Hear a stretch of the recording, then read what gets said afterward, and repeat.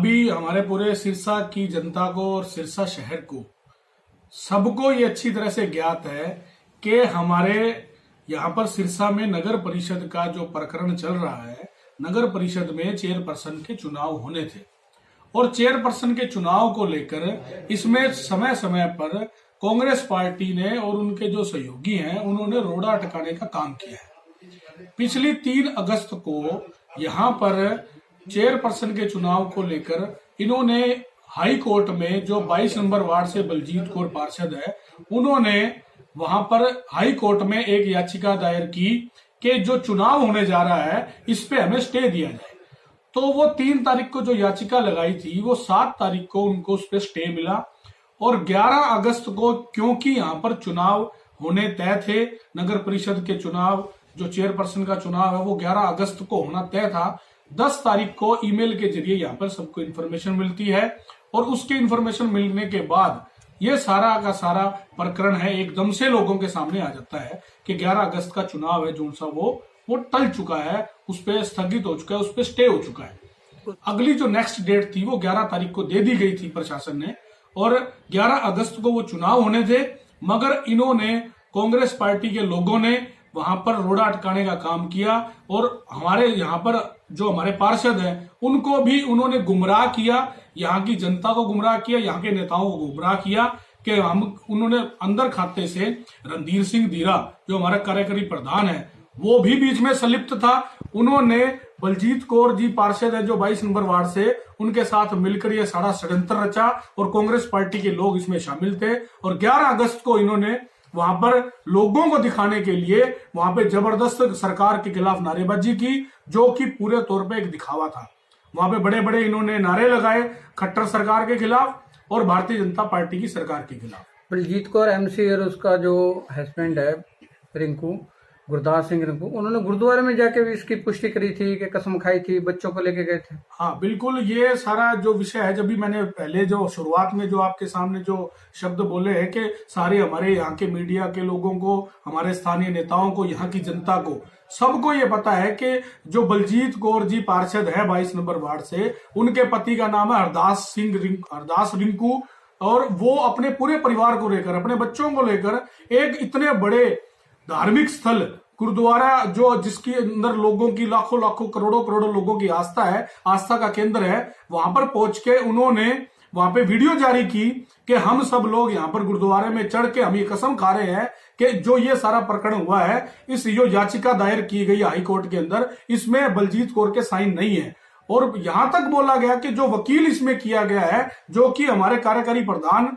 रणधीर सिंह धीरा की बुआ का लड़का है, वो उस वकील से हम मिले ही नहीं है आज तक। बड़े अचंभित करने वाला उन्होंने वहां पे वीडियो जारी की और यहाँ की जनता की भावनाओं से खिलवाड़ किया। लोगों के अंदर एक विश्वास होता है एक धार्मिक स्थल के लिए भी, इतने बड़े गुरु घर के अंदर जाकर अगर कोई बंदा अपने परिवार को लेकर चढ़ता है और उसमें लोगों की भावनाएं जुड़ी है, ये वहां पर झूठ नहीं बोल सकता। मगर कल जो ये हाईकोर्ट के अंदर उन्होंने ये एफिडेविट देकर ये मानना है कि जो याचिका दायर की थी उस पे मेरे साइन है, बलजीत कौर जी ने ये मानना है वहां पे, इस पे मेरे साइन थे। अब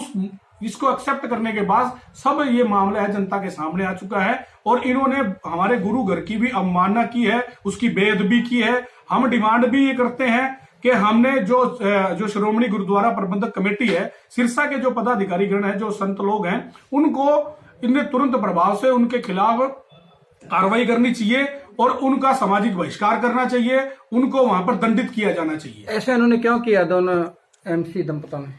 इन्होंने ऐसा इसलिए किया कि ये लोग नहीं चाहते कि जो सिरसा है, सिरसा हमारा जो अग्रणीय रहा है हर मुद्दे पर, किसी भी बदलाव के अंदर हमारा सिरसा शहर हो हमेशा हरियाणा में नंबर 1 रहा है और खासकर भारतीय जनता पार्टी की सरकार आने के बाद बिना भेदभाव के सरकार ने काम किए और हमारा सिरसा लगातार निरंतर बढ़ रहा है, विकास की ओर बढ़ रहा है। इन्होंने विकास में रोड़ा अटकाने के लिए एक बहुत बड़ा षड्यंत्र किया। ये कांग्रेस के लोग हैं, कांग्रेस विचारधारा के लोग हैं, इनका हमेशा से कांग्रेस पार्टी का इतिहास रहा है कि हमेशा इन्होंने घोटाले किए, घपले किए हैं और आज तक इन्होंने कभी भी जनता का कोई कोई काम नहीं किया, हमेशा से भारत की जनता का शोषण किया है, चाहे वो केंद्र की सरकार हो, चाहे वो राज्य की सरकार हो, चाहे वो सिरसा में इनके पार्षद हैं जिन पर लोगों ने इतना विश्वास करके, अब 22 नंबर वार्ड के लोगों की बात करें तो उन लोगों ने उन्होंने इतने मतों से जिताकर उन्होंने यहाँ की नगर परिषद के सदन में भेजने का काम किया। हमारे भी यहाँ पे पार्षद चुन कर आए हैं, उनका एक विश्वास होता है पार्षद के ऊपर भी, ये पार्षद हमारे वार्ड का प्रतिनिधि है और हमारे वार्ड का विकास कार्य करवाएगा। मगर ये वार्ड का विकास ना करवाकर खुद के विकास में जुटे हुए हैं, अपनी तिजोरियां भरने में लगे हुए हैं, और रणधीर सिंह धीरा और इनके साथ जो भी इनके सहयोगी हैं वो मिलकर यहाँ पर नगर परिषद में इनको लूटने खसोटने का जनता को काम कर रहे हैं। आपने कहा कि कई अन्य दल के नेता भी इनके साथ मिले हुए हैं, उनमें से कौन कौन से दल हैं? नहीं, इनमें मैंने अन्य दल नहीं बोला है, मैंने इनको कहा कि हमारे पार्षद हैं, वो लोग पार्षद इनके साथ एक विश्वास के कारण जुड़े हुए हैं। उनका भी विश्वास थोड़े दिन में टूटने वाला है। उनको पता लग चुका है असलियत का कि जो हमारे कार्यकारी प्रधान है वो कुर्सी से चिपकने का काम कर रहे हैं। उनको एक लालच है कि मैं इस कार्यकारी प्रधान की कुर्सी पर बैठा रहूं ताकि मैं इसको नगर परिषद को और जनता को लूटने खसोटने का काम करता रहूं। आपके जितने भी पार्षद हैं बीजेपी के, वो आगे कोई रिट करेंगे डीसी को या किसी और को भी इनके खिलाफ कोई कार्रवाई की जाए? हाँ बिल्कुल, हमने अभी जो सब पहले तो हमने सब पत्रकार बंधुओं के माध्यम से ये बात सिरसा की जनता को बताने के लिए किया है कि लोगों में ये भ्रम की स्थिति इन्होंने पैदा की थी। जो हमारे कांग्रेस के लीडर थे उन्होंने सबने, इन पार्षदों ने मिलकर भाई जनता के सामने ये पेश करने की इन्होंने कोशिश की कि भारतीय जनता पार्टी विकास नहीं करवाना चाहती, मगर भारतीय जनता पार्टी विकास के साथ थी, विकास के साथ है और विकास के साथ ही रहेगी। और हम लोग ये डिमांड करते हैं हमारे स्थानीय प्रशासन से, हमारे डीसी साहब से, और हमारी जो संगीता तेतरवाल जी हैं यहाँ की, जिनको जिला की उपायुक्त लगाया गया है सभी नगर परिषदों के ऊपर, और पूरे हरियाणा में इनकी नियुक्तियां हुई थी। संगीता तेतरवाल जी के पास यहाँ जिम्मेवारी है, उनसे भी हम मिलेंगे और उनसे भी ये गुजारिश करेंगे कि जैसा कि हाई कोर्ट में 29 तारीख मिली हुई है, अगर वहां पर माननीय हाई कोर्ट ने उसमें संज्ञान लेना है और निश्चित तौर पर उनको निलंबित किया जाना है। और मगर उसके साथ साथ हम यहाँ के जो स्थानीय प्रशासन है उससे भी डिमांड करते हैं इस प्रकार के जो पार्षद हैं या जो कांग्रेस के लीडर हैं जो लोगों को गुमराह करने का काम करते हैं, उनको तुरंत प्रभाव से उनको निलंबित किया जाए। और यहाँ पे जो कार्यकारी प्रधान है उसके वो जो कुर्सी से चिपक के बैठे हैं उनको भी यहाँ पर तुरंत प्रभाव से उनको निलंबित किया जाना चाहिए और उनकी उच्च स्तरीय जांच होनी चाहिए। उन्होंने जो भी विकास कार्य करवाए हैं, जो साइन करते हैं, जो पेमेंटों के लिए साइन करते हैं, हमारी कौशल्या वर्मा जी भारतीय जनता पार्टी की 13 नंबर वार्ड से पार्षद है। अभी 2-4 दिन पहले ही उन्होंने न्यूज़पेपर में भी वो छपा था कि उन्होंने उनके साथ एक जीवन सिंह पार्क है, उस पार्क को लेकर एक मुद्दा उठाया था कि जो वहां पे जो ठेकेदार है, उस ठेकेदार ने वहां पे विकास जो हो रहा है उसके जो टेंडर हुआ था उस पार्क का, उसके अंदर उसने अनियमितताएं बरती हैं और उसके खिलाफ हमारी भारतीय जनता पार्टी की जो हमारी पार्षद है कौशल्या वर्मा जी, उन्होंने उसकी आवाज उठाई। उन्होंने बाकायदा फोन करके कार्यकारी प्रधान को बोला भाई इसमें ये ठेकेदार है, ये यहाँ पर घोटाला कर रहा है, ये घपला कर रहा है। और उन्होंने ये कहा कि आप तो ऐसे ही शिकायतें करते रहते हो, आपका काम ही है। उन्होंने कोई संज्ञान नहीं लिया, उल्टा उनको धमकाने का काम किया। उनको कहा चुप करके बैठे रहो, हमारे पास इसका कोई इलाज नहीं है, आपको जो आता है करना है वो कर दो। जो हाई कोर्ट में अब 29 तारीख आपने बताई, उसमें आपके तरफ से, जहां आपकी पार्टी की तरफ से या पार्षदों की तरफ से कोई वहां पेश होगा भी इसके खिलाफ कार्रवाई करी जाए बलजीत कौर के खिलाफ? हमारे ऑलरेडी वहां पर जो माननीय हाईकोर्ट में हमारे एडवोकेट जनरल हैं वो भी वहां पर पेश हुए थे और आगे भी होंगे, और हमारे पर्सनल वकील है वो भी होंगे, और जो हमारे सहयोगी दल है या सहयोगी जो हमारे पार्षद है उनके भी वकील वहां पर पेश हुए थे और अब भी वो होंगे। अच्छा, हाँ जी सर जी। आप एमसी हो, कौन से वार्ड से हो? मैं 12 नंबर वार्ड से नारायण सिंह पाल पार्षद हूँ। आप इस विषय में क्या बोलना चाहते हैं? मेरा मानना ये है भी एक पार्षद